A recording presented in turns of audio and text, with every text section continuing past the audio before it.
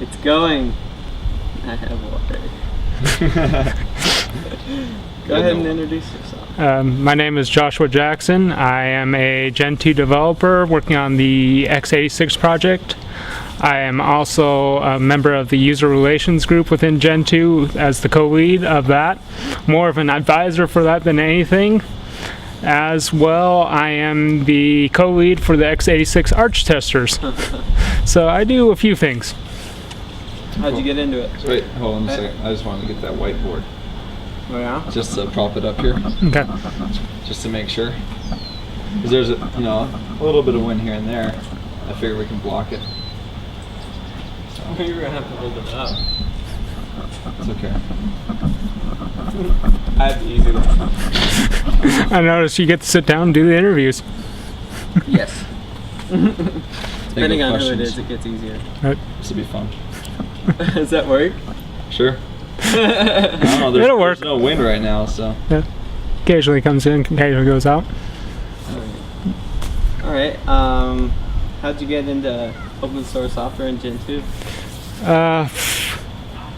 Well, I think like most people, it's kind of a strange story how we all get into it. Started off with Red Hat, I want to say 7.0 back in the day, which would have been about 10 years ago. Used it for a couple of months, and then I hit the RPM hell, as everyone calls it, and I just said, this isn't worth it, and walked away from Linux for about 7 years, actually. And then about 2003, I was actually working on a hobby doing anime fan subbing, of all things. And, was talking to people, and they were using Gentoo. And, because I'm like, okay, they're all talking about Gentoo. Might as well go see what it's all about. It's Linux again, give it another try. And I installed it on an old P3 500 machine, and just started using it, and realized that I was actually using it more than my AMD 2800 machine. I went, this is just silly. I'm using a machine that's, 2 generations back versus, machine now. I mean, this is the way I should go. And so I just went basically all the way and started doing Gentoo all the time, and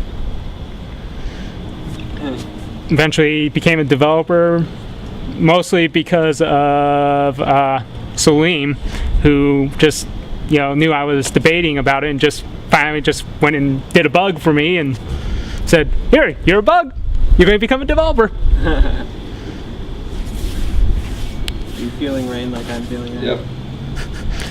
Joy. Well, we might be moving it inside then. Right. Or at least underneath there for a little bit. Yeah. Could do it that way.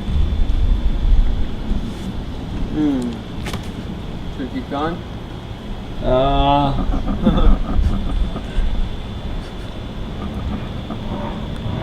I was like holding my water, and then I had a drip on here. I had a drip go right down my glasses, just. I was like, okay. Yeah, it doesn't look like it's rain clouds right this second, so. But we've had, well, it happens all the time, is where it rains and it's perfectly bright and sunny, so. Right. Nevada just tends to have that funky weather. Yeah. And yep, there we go. Looks like it's starting. Let's move this.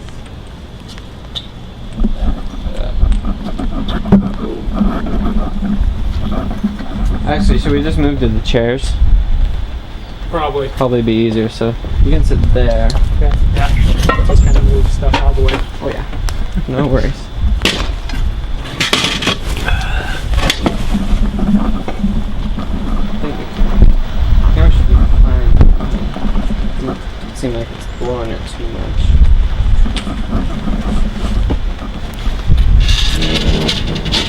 I'm gonna do this. I'm switching it up, Brandon. Huh? I'm switching it up. You that way. Wait, you're gonna be. Space to the right now. There's nothing to the left. Okay. You sound so disappointed. I'll unplug the headphones. Or I guess I could always take them off. But... Here.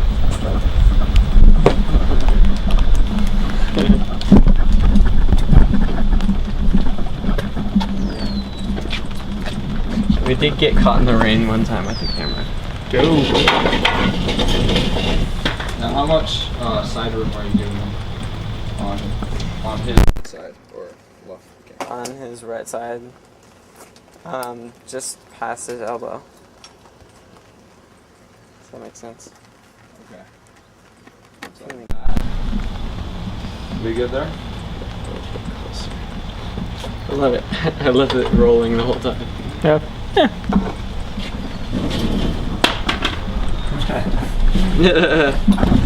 Brandon has a seat. Yep.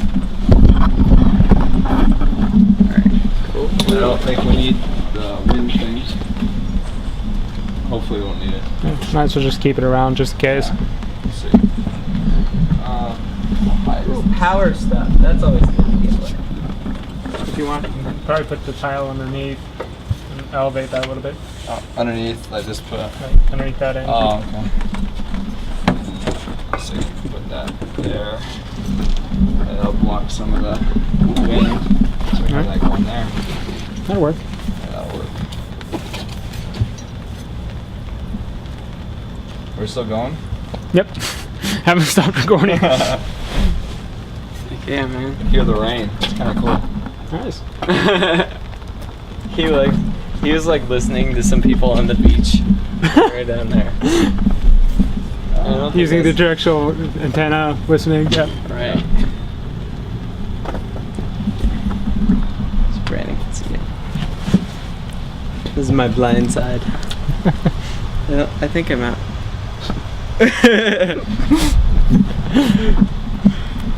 All right. And we're back. And I'm still getting rained on. It's a bit. That's okay. The price you pay for doing an interview. I'm from Seattle. I can handle it. One would hope you could. Yeah. Anyway, let's see. So you just got pulled into being a developer. Now, what originally did you do? What originally did I do? Originally, I was basically going to assume I was going to do very, very little. Actually, was that I don't have a programming background really. I'm not a real strong programmer. I know how to fix some things, code some things. I'm not the grand high master of C++ or anything like that.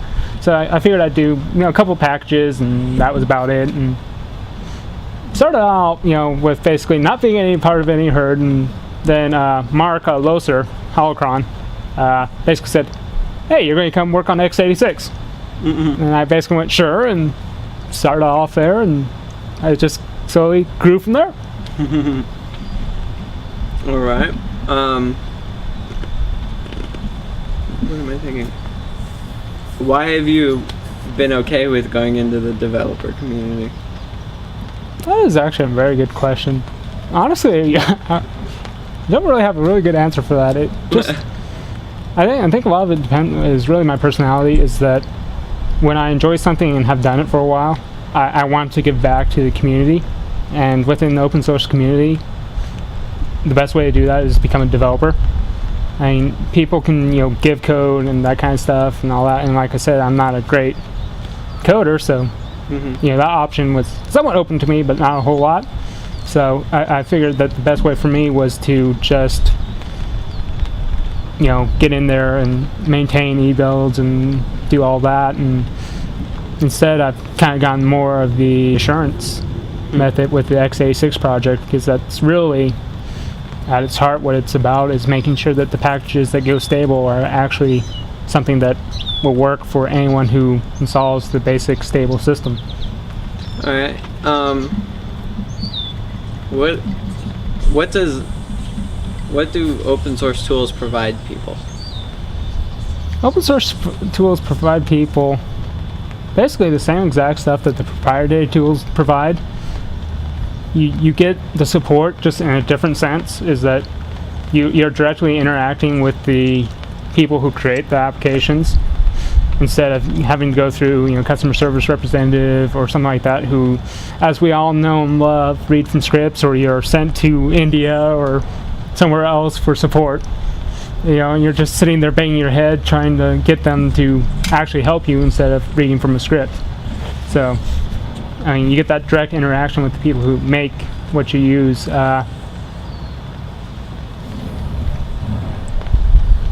What was the question again? You're fine. How valuable is the community? Well, for like a project like Gentoo, the community is the ultimate, thing, because we are a community project. All of our manpower comes from the community. All of the ideas come from the community. Without the community, we wouldn't be anywhere. However, at the same time, with the community, you have a lot of different ideas drawing you in different directions. And you have to decide what is beneficial for you as a group and what isn't. And right now, that's one thing that, at least with Gentoo, we're really struggling with, is because we've grown tremendously over the past number of years, and started out with 4 or 5 people, and now there's something like 480 active members of the development, of which in any given month, from what I believe it was Kuhn said, was about 200 people committing in a month. So, I mean, it's grown tremendously, and just with that growth, you have, unfortunately, with it coming politics and all the unfun stuff of the nature, because you just can't avoid it when you have people interacting with each other. So that's a big challenge. Now, what other challenges are there for open source software developers and communities? Well, a lot of it is viewed in commercial potential. Is that we're still a very commercial society in the U.S. and basically worldwide. Is that it's driven by the bottom dollar, and in an open source type relationship, you really have to think differently about how you're going to make a profit from doing something that you basically give away. And a lot of that comes in the support, because even Microsoft has been going to that model recently. Is that they used to be we sell an OS and then we give support. Now they're going towards we're going to give the OS. Well, they're still going to sell it, but you can't blame them for that. I mean, especially after having worked on it for 5 years and it's still not ready. Mm-hmm. But it's one of those things where you're going from a blue collar to a white collar type environment, and every kind of market has done that. Is where you go from selling something to you move to support it, and the software community is moving towards that now as well. So it's an interesting transition. Right. How do you convince somebody to try something that's free, as in monetary? Free as in monetary. I was going to say, that is an interesting challenge. I know, because I've tried with my parents to try to get them to try it, and neither of them will try it. I was going to say, my dad actually is a network administrator for Linux, Unix, AIX, Windows boxes, Mac boxes at the university. And, he will stick with Windows and Macs and give me a call when it comes to the AIX or Unix or Linux or anything else like that, just because I know it. And I've shown how easy it is to use, and he still doesn't want to try it. Now, if it's something that you can use on the platform that the end user uses, very much like Firefox or Thunderbird, then it's a much easier transition. And I think that's where a lot of the strength comes from, is that you first have to get the people on the platforms that they're on first, before you can get them to go to, free as in price, OS in the same way. Because an OS, no matter how you look at it, is a major investment of time, and you're committing yourself to, doing things this different way. So. Right. Scott, you want to look at the LCD real quick? I think the sun's. Yeah, it's around enough. I can't see it too well from over here. So. Cool.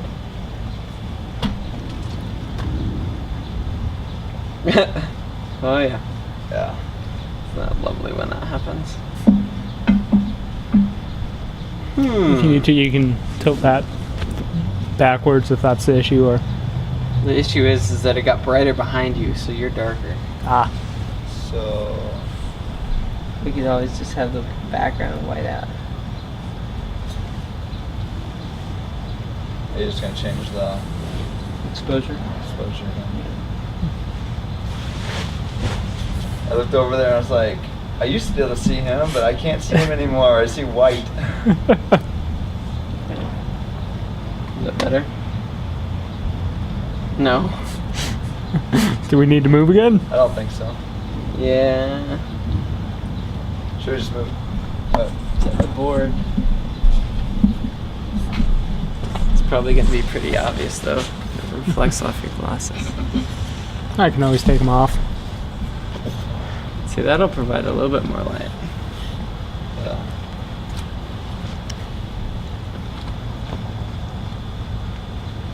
But it's just that it's so bright. and It's so, flashing. yeah. Good.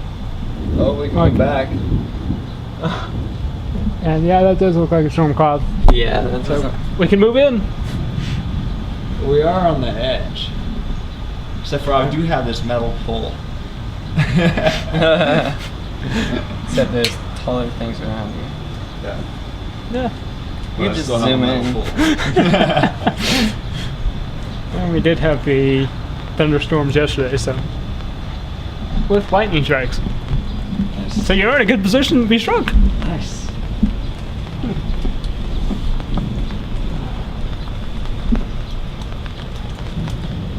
Oh yeah, this is great. Quickly in the rain.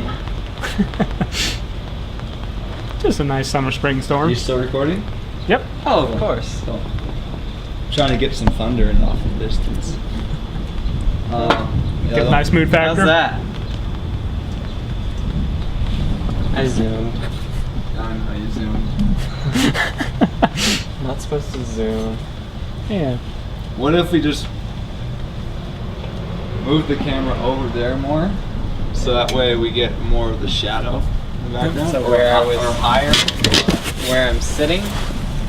So I'll sit Yeah, up. he can move a little bit. Yeah. You kind of move that way a little bit, and yeah, that should get more of the shadow. And then I'm just gonna move. There, take that. Yeah. Okay. I'll set that down. Move that right there. The mastery ordering shuffle number 3. Is that better? There might be like a reflection, but.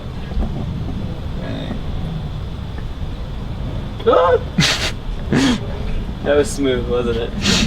No, it wasn't, Scott. I don't know what you were thinking. What's that? That looks good. Meets your satisfaction. Looks good. I can actually see it from here. So it's a good thing. And now a cloud comes in the way, so it doesn't matter. Typical. Isn't it always typical? It's here. Weather never cooperates when you want to film outdoors. We'll try doing that, and hopefully there won't be wind. Yeah, okay. What else do we need to cover? We were covering the marketability of open source and the support. Oh, please. Oh, you're getting nice sound effects. Yeah, I can hear it pretty good. I'll just get the mic a little bit closer. I don't know if the camera's getting it. I'm getting it, but I don't really care. Right. Yeah.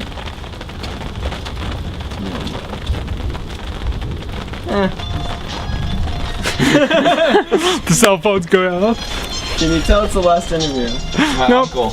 Go ahead and take it. I'll stop Hey. it. It's going pretty good. Well, I'm just it's not going to be an hour interview anyway. Arizona. Yeah. Or, yeah, Nevada, actually. Arizona. Arizona. We decided I don't know to go where back we to are. We've been in the Arizona. car too long. Oh, Yeah. it's going everywhere. Yeah, we're doing an interview here Oh, it's for getting this darker guy. and darker. Yeah. And then we'll be heading out to dinner with him, and then we'll be up in your neighborhood, I think around 7 or 8-ish, around there. I'm going to the carnival. So, Carnival. yeah, eventually. Shall I write them down now? Okay. Do we have something, Scott? Directions? Yeah, to write down. Yeah. Oh, all right. Hold on. Huh? Want me to call later? I can do that. I'll do that. I'll call later. Yeah, Rachel called and she wants to take us to the carnival and stuff. So. Oh, cool. All right. More water, please. Yeah, what I'll do is I'll just give a call later once we get done here and start heading out. I don't think the camera's about to go. Okay. That's all that matters. Yep. All right, Greg. Sounds good. Thanks. All right, bye. I'm not fired, am I, Scott? After the interview. That's me the phone during an interview while he's the sound operator. Oh yeah. We can tell he's going to work in Hollywood soon. Yeah. Oh totally. As long as he's not a journalist, I'm okay with it. Yeah, I make up stories. That doesn't surprise me with you. All right. That was good. Gentoo. User relations. New project. What are you trying to do with it? User relations is kind of stemming from developer relations, actually. Here's where I get all nice and user relational. Sound like a PR person. It's one of those projects that you're either going to like it or you're going to hate it. And a lot of developers really dislike the idea of it because it goes against, in part, what the open source movement is about, is directly interacting with the developers. But the issue has become such that we have so many users and, to the point that a lot of the developers have gotten disenchanted with our own users. So it's one of those things where we have a dedicated group of people who try to communicate with the wind kicks up. What's this stuff? Yeah. Okay. So, Wind, rain. Are we rolling? All right. So Roll camera, take 2. scene 3. We don't need to sync it because the camera's recording. Oh yeah, of course. All right, and we're back for the third time now, I believe it is. Yep. And what do we want to explore? We got interrupted right in the middle of user relations and my Right. PR spiel about it. Would you like to continue that spiel? Of course, what PR person doesn't like to? Go ahead and spiel away. This is where we left off. What was I talking about? I don't know. I'll start over again. Basically, the user relations project stems from developer relations, which deals with relationships between developers of the project, and it really came about back in the day, and then it died because no one was interested, no one wanted to do it, and then Christelle came aboard and revived it, and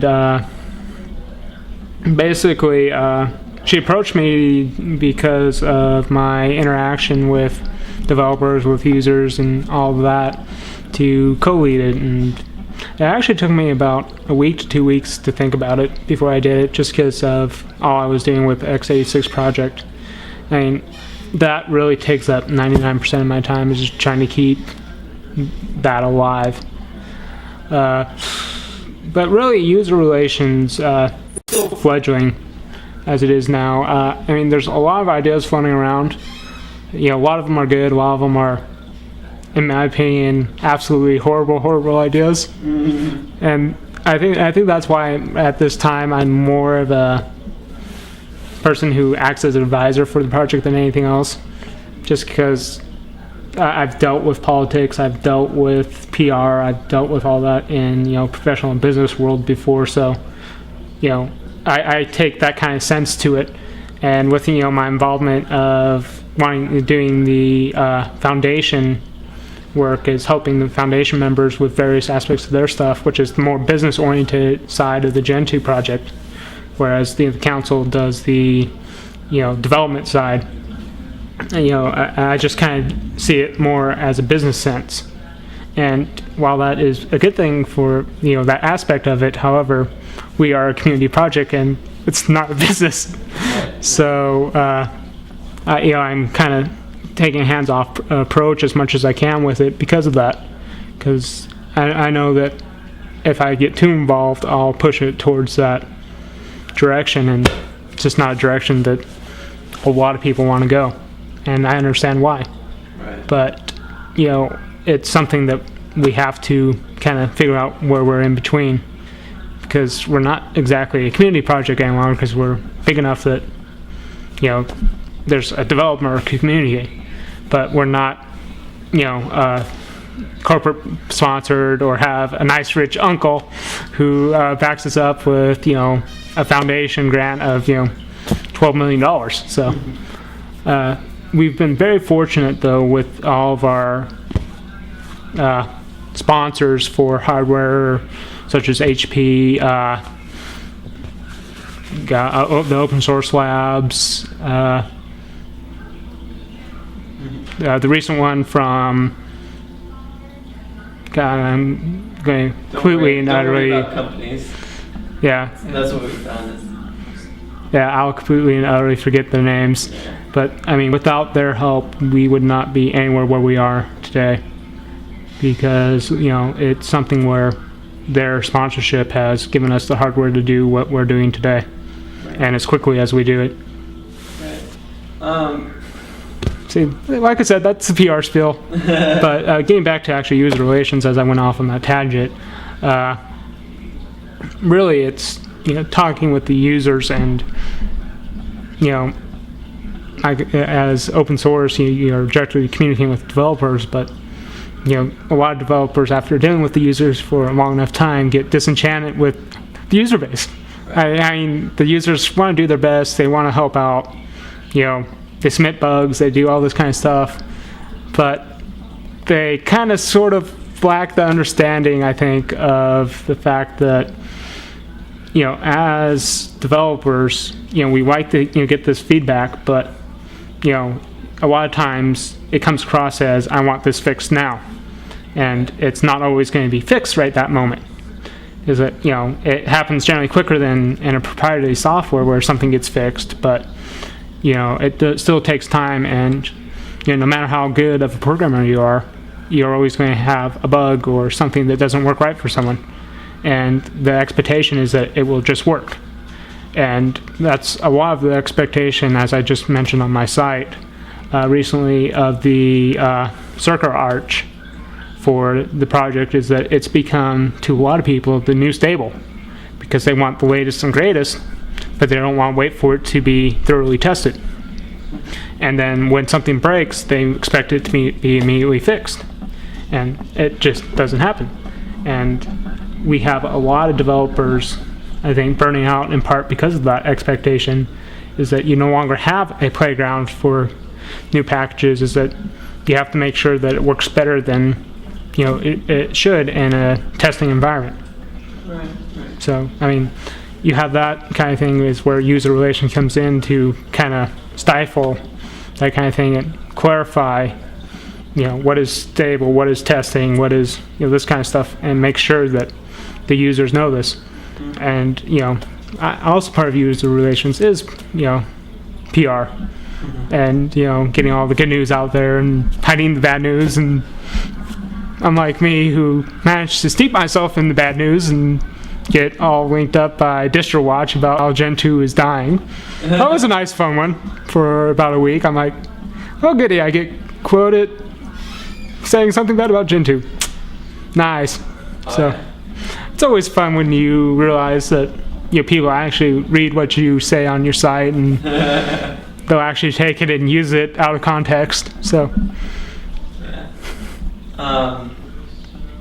What does Joe Schmo end user get out of open source software that they don't get out, that he doesn't get out of proprietary software? Joe Schmo. Well, a lot of times it's innovation is what they get out of it. Is that, proprietary software is meant for stability and ease of use and everything of that nature, whereas open source tends to try to innovate. You take a look at Game. It was one of the first multi-protocol IM clients, so that you could do AOL, MSN, Yahoo, ICQ, all of them in one client. and that took having to have Yahoo Instant Messenger, ICQ, 4 different applications running on your system all at one time. It also serves as a way to push the proprietary software to new heights and create new stuff and update their software where they've just let it stagnate. IE6 is a key example with Microsoft. I mean, everyone loves bringing up Microsoft as the best of the good examples and the best at the worst examples, but just the way it is. With them, it was, IE6 was filled with tons and tons of security holes, and ActiveX still is, to my consideration, a piece of junk because of how much security it allowed into, the physical OS, and that was part of being tied in so tightly. But, Firefox and Opera came around and have really pushed, IE to, become new and better. So, I mean, it makes everything better depending on whatever you want to use. And, people will still stick with IE, and I don't blame them. I mean, it's, well thought out application. But, it has problems. Firefox has problems. Opera has problems. You're not going to avoid that. But, everyone feeds off of each other for new ideas and, takes it and improves upon it. So, that's really where it comes down to for Joe Smo, is that, they get new features that eventually get put into the old programs that they used to use. And, if they continue to use that old program, they get these new features that, came from the open source. What are the first steps into the open source world? And then the next 3 steps after that?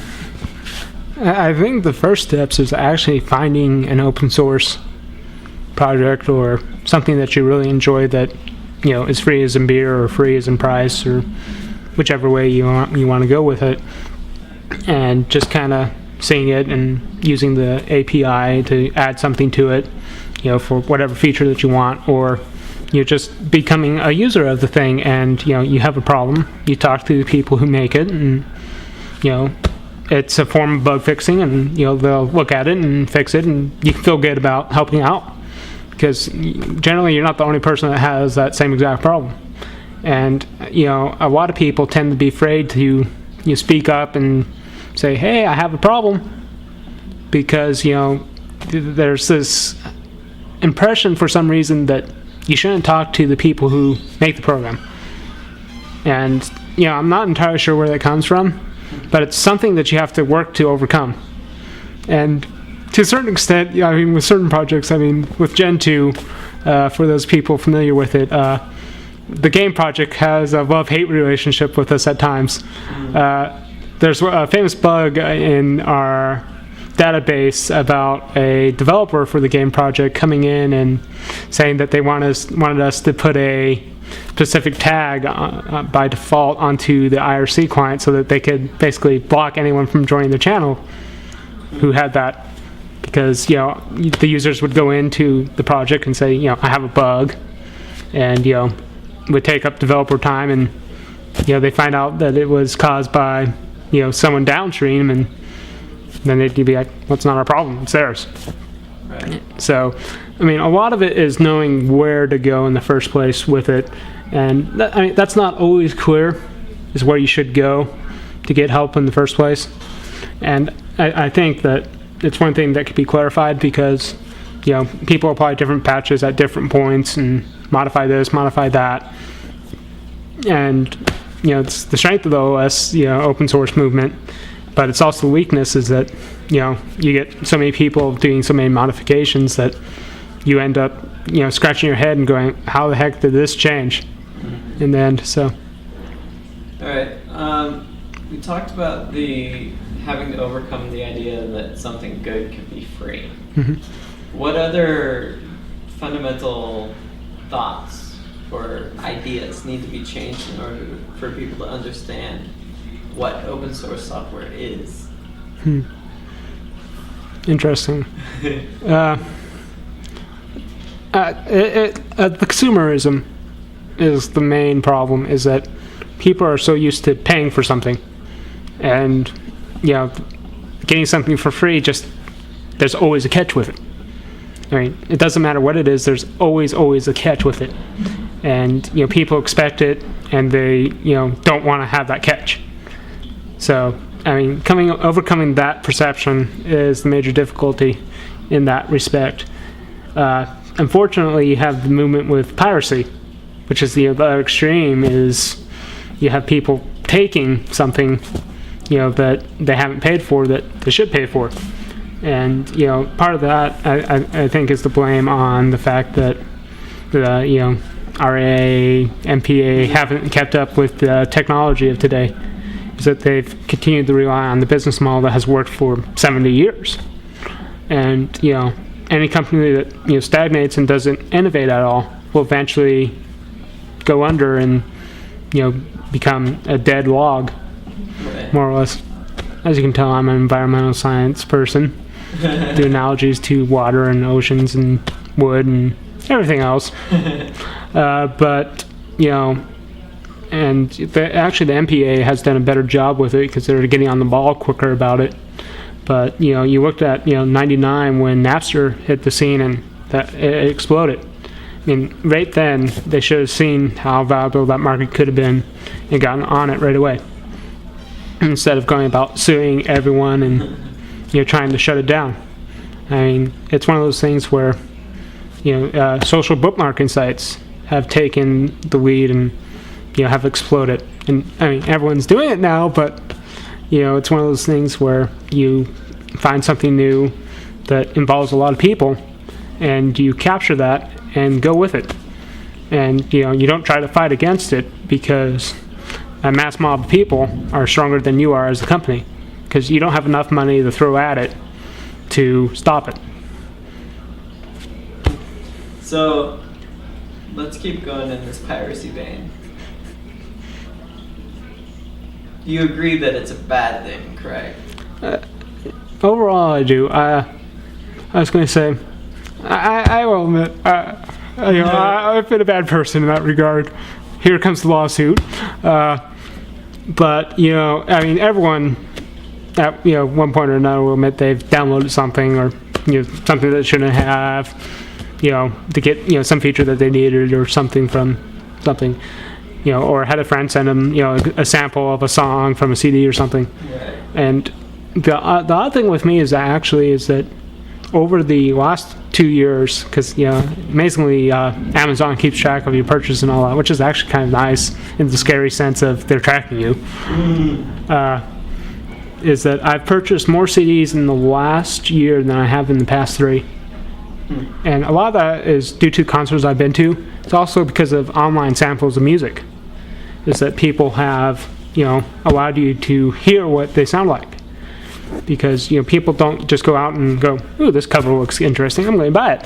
Well, under most circumstances, there are people who do that who have huge, ungodly music collections. But yeah, overall, piracy is not something I approve of. Just because I believe that the people who create stuff should be paid for it. However, it's the cost of it that bothers me.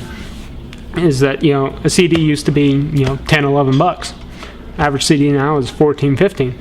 What is the difference? I mean, where has the added cost come into effect? Want that increase of $4?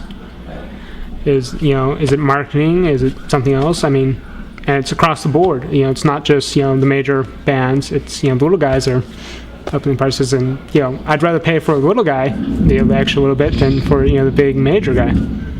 As you're probably getting the nice sound effect of lightning. Yeah. That was a good comment too. Maybe we could reiterate that again, just without lightning. Was it that bad? I mean, you could hear it. It's just kind of annoying. Which comment was that?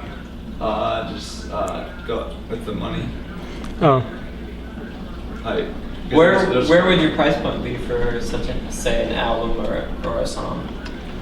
Well, I think the iTunes model is actually a pretty good model for songs. It's, about 99 cents. I mean, $1 for a song, because generally on a CD there's 2-3 songs that are good. for most any band. The rest are mostly junkers that they toss on there to make it seem like a better value. There's a few artists that I actually do buy CDs for the entire album, and that's been growing lately. Is that I've been finding more alternative bands that are on I wouldn't say indie labels, but labels that are smaller. It sounds like we're getting hell now. Yeah. Yeah, we have nice fun effects on the mic boom. That's good. I'm glad we're inside. Yep.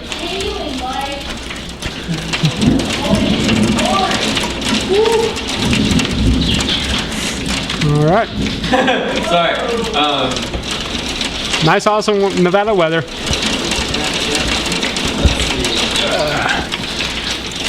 But okay, piracy. Where do you draw the line between sharing and piracy? Because a lot of people admit that, like, if I were to give you a song, just to, I'll give you an example of it, it'd be okay. This is. Hear yourself? Can you actually hear us? I can hear it, just that I can hear you over everything else. All right. Just that this is for we can always dumb it down in editing or something. Okay. We can try see how it goes. Well, hopefully this still comes through. Yeah, it's one of the Nevada. It'll be over in about 10 minutes. Where I draw the line.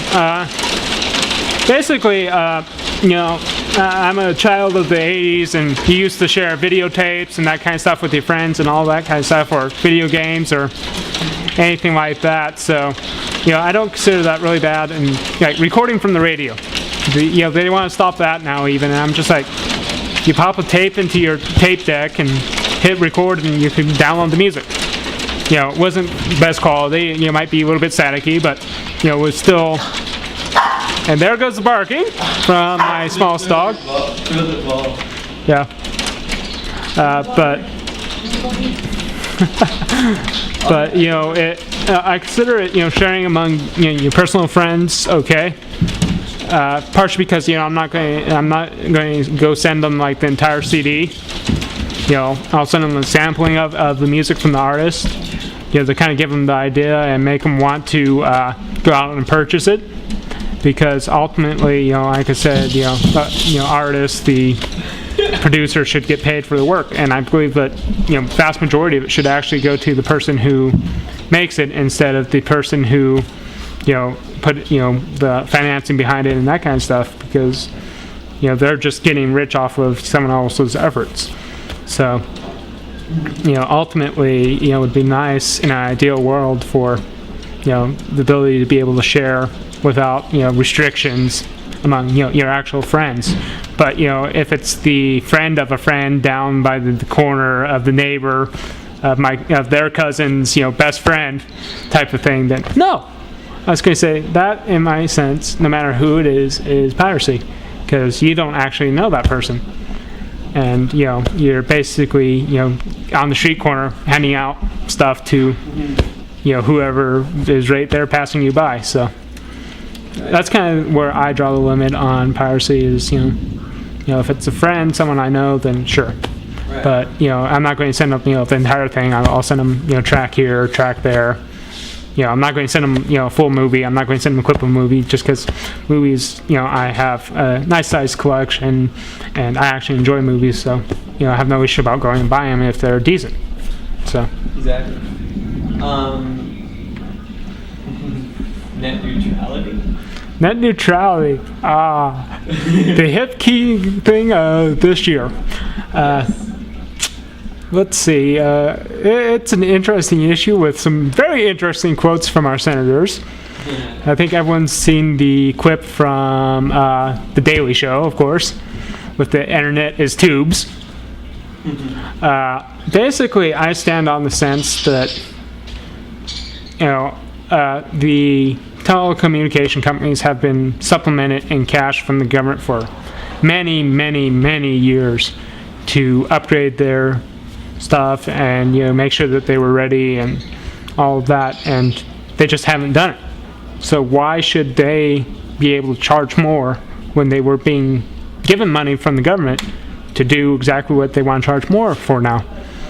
So I mean, ultimately, to me, it lies with them, and also the government for having done no checks on where the money was going to upgrade these systems.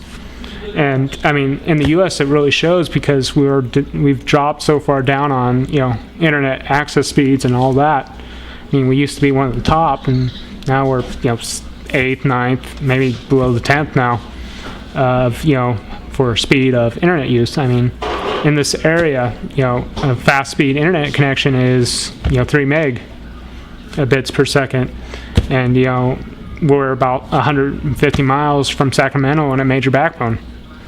But there's not a chance in heck I would ever do co-location in this town being Reno, of course, because of the fact that we get cut off quite frequently from the rest of the world.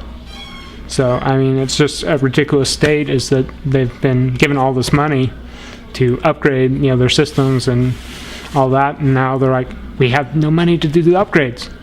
So it's ultimately, where did all that money go that the government gave them? And so my stance really is that they shouldn't be able to charge more for guaranteeing someone has the bandwidth, because they haven't proven that they deserve it. All right.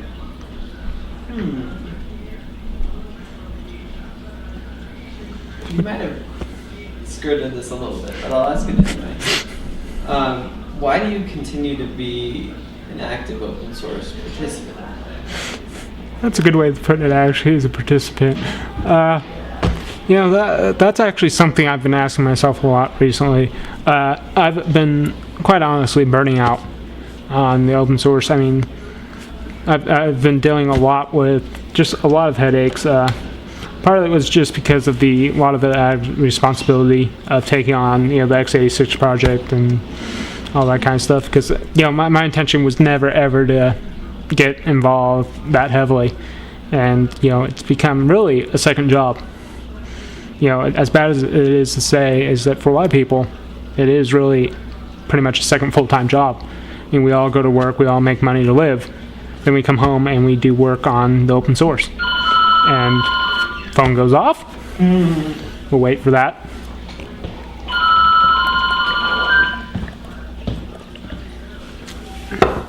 And you thought this was going to be short. And you thought this was going to be a short interview. Well, this is going good now. All right. Let's see. Where was I? Why do you continue to be in it? Basically, it's a second job for a lot of people. And you really have to wonder why people are doing two basically full-time jobs, or a full-time and a part-time job. And ultimately, it comes down to, either wanting to give back or just love of doing it. And, for me, it's really for wanting to give back. And, the kind of stipend, my burning out, I've started taking, 2 days off a week from, Gentoo and, from work. It's, basically, I'll work, very hard on the days that I'm doing both, and then I'll take a couple days that are just for myself. And that has helped a lot for keeping me going. Because, as I've mentioned before, I had thought about quitting just because it was not fun. Because, I was doing it all the time. I was, having the stress of working on Gentoo. Because, unfortunately, no matter how much you love something, there's always some stress involved with it. So, but yeah, that's the major reason that I still do it, is because I want to give back. The second reason is I really do enjoy Gentoo and Linux as well. It's one of those things where, it really does give you the control over the system, and you feel much better knowing what your system is doing than having it do pop-ups or fly you to websites that you would never want to go into in your lifetime or anything of that nature, and not knowing why, to knowing exactly what it's doing, when and why, and all that kind of stuff. I mean, it takes research, it takes time, but for a person who doesn't mind actually reading up on stuff, it's actually a very, very valuable lesson. and it has taught me a lot over the past. God, it would be 4 years. Yeah, be about 2002 since I started using Gentoo. That I have learned more about computers in the past 4 years than I have, in the past 15 of. See, that would put me at 9. Sorry, 15, 16, 17 years. God, it's been that long. Amazing how long it's been. I've been using a computer. Yeah. Totally. But yeah, it's one of those things where I just learned, how an operating system works, how the virtual file system for Linux works, which has actually been related to my job recently.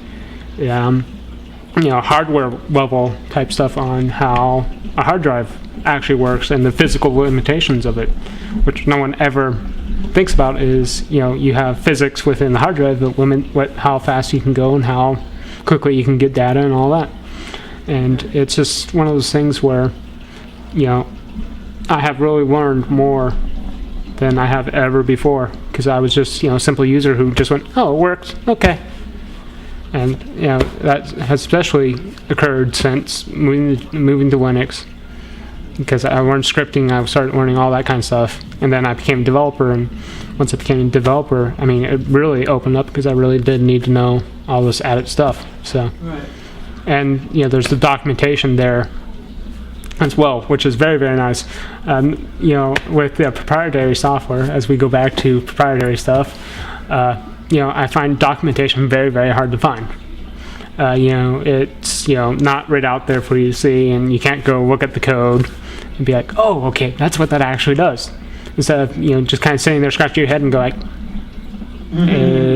okay, that doesn't help me at all. Let's try this. Okay, how the heck did I get that result? And just kind of scratching your head trying to figure it out. So if I had the learn the virtual file system layer, if there is one on Windows, it'd be nearly impossible. But there's documentation out there. There's some stuff out there, but you have to kind of have degree in reading archaic forms of code interpretation to be able to understand it. So for someone who doesn't have that background, the open source has that advantage where you can get help with it. And generally people, depending on who you ask, will either tell you to go read the fucking manual or TFM, or they will actually sit down if they have the time and explain it to you, and try to make sure that you understand, because that's just the way it is that people honestly want to help each other in the open source community. It's just they don't always have the time. Alright. How much time do we have? 10. Okay, I thought of another question. Okay. What do you think the effect is on basically kids that have grown up with the internet and computers? What do you think? How is that going to change the way we live? That is an interesting point, because I can actually remember before having a computer. And the only computer interaction I had was actually in school on Apple IIs, doing Oregon Trail. I was going to say, that takes quite a few of us back, and some of us go, God, he's young, suddenly. I look at it anyways, but, my parents and, previous generation, older generation extras didn't have that. There weren't computers in school, so, but that was my only interaction for many, many years, was, the occasional time in the computer lab. And, I think a lot of it is that, it's become, we're so wired to the point that, it's hard to deplug from the network, so to speak. Well, that was a bad Matrix reference. Basically, it's, we have this, I think, innate need of knowing what's going on and wanting to be, part of something. Is that, humans are, a society-based group of people, is that they want to be together. you have people who don't do well with other people, but they tend to work fairly well together. But really, it's I forgot the question again. Yes, growing up with the internet. For the kids who have never lived without it, I think that they could actually use the time away from it. Is that take them out for 2 weeks, go to camp where there's no computers, no nothing, show them that there is something outside of that they can enjoy, because we've become in a sense drones. That we have our real life personalities and we have our online personalities, and no matter how much people say they're entirely different online than they are in person, because you're face to face with a person, whereas on the internet you're typing. The only thing that they have is either your IP address, which you can get name, address, all that from, but in general people don't do that, but basically it's a nickname, and that's your persona online. So I mean, it's a great bit of you have you're anonymous online, so you can ultimately be what you really want to be online without fear or repercussions or anything like that. So really, it's one of those things where I think in a sense we're losing who we are as a society because of how much we're online. And it's the evolving nature of the internet and people who use it, is that you're constantly changing, it's always updating, it's always changing. And but at the same time we're leaving behind what made us who we were. So you have to kind of find the middle ground to that, and I think really we need time unplugged for that. Right. You need to balance it. Mm-hmm. Not seeing how much time. 7. How valuable is your online nickname? Is your persona?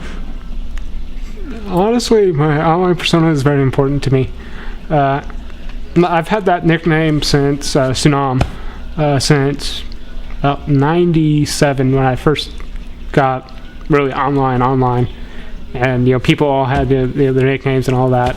I mean, back in the BBS days, it was really quite anonymous. You had basically an IP address, and that was kind of like, okay, they're dialing from here, and there was no nicks, there was no nothing. It was just postings, and that was about it. Once everyone got up and it was on majority of the time, everyone started getting these personas and these nicknames. And so I mean, having had it for the past almost decade, you kind of grow attached to something, and so it's really important to me. And it's partially why I tried to make it somewhat unique, because like I said, I'm an environmental type person in general, which is complete contrast with computers because of all the stuff that they take out of the earth and create toxic chemicals and yada yada yada. But you have this moderation in that even, but it's a nickname that I've had for, like I said, almost 10 years, and people know me by it. People know how I am, Right. and they associate that nickname with me. And if I was to see someone else with the same nickname, and be complete another, let's just be frank, asshole, it would annoy me to no end, because I associate myself with that nickname now. Mm-hmm. And it's one of those things where it feels like it's damaging my reputation for someone else. Right. Something bad. And the origin of the nickname isn't hard to guess. Is Tsunami. Is 97 I did a search on Tsunami, in 96, whenever it was, and saw a whole bunch of sites about it, and I'm like, well, that's okay, yeah, it's I'm like, I want to be a bit more unique, so I dropped the I, and that works. Mm-hmm. And that's how it came about. And I mean, to me, it's always interesting to find the origin of people's nicknames, Right. because it's something that is individualistic to a person. It shows the personality, the originality, and the GNOME project, or GNOME, or however people feel like saying it.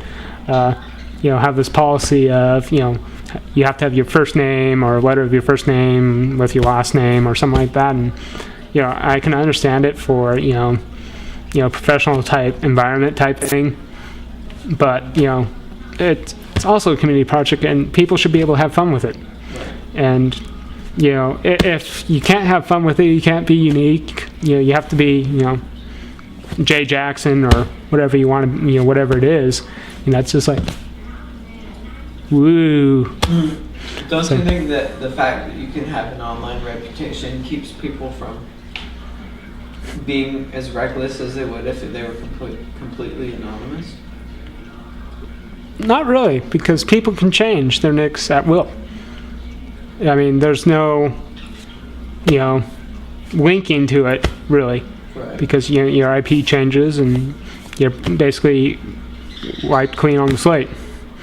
But it is work building that reputation, that iterated interaction. That it is, but look at as an example as it is the GNA.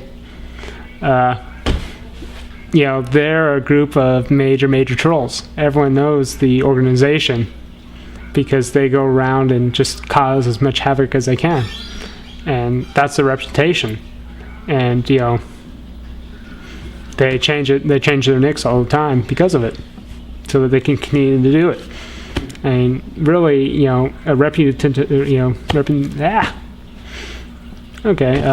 basically, it's really something that, depending on the person, is something they either consider valuable or, completely and utterly worthless. So, I mean, it's just how much attachment you physically attach with something that has no concrete, association with it. Is there anything else you'd like to say? I think we're getting to that point on the page. Not really. Just basically that, people should give open source a chance, and to actually look at, the difference of how we're going from blue collar in the tech industry to a white collar support type industry. And that, in that transition, hardware sales and all that is becoming less and less important, and the support after that point is where it all matters. And in the open source community, you can do that quite well, is because it really is, you're selling the support. And that's where your major, source of income will come from. Because people ultimately in a business want to know that, they give you a call and you'll be there to help them. Because they're not going to use something if, it's going to be, 2 weeks down the line while they're losing money and possibly going out of business. So. Thank you. Welcome. We're done. It's basically done.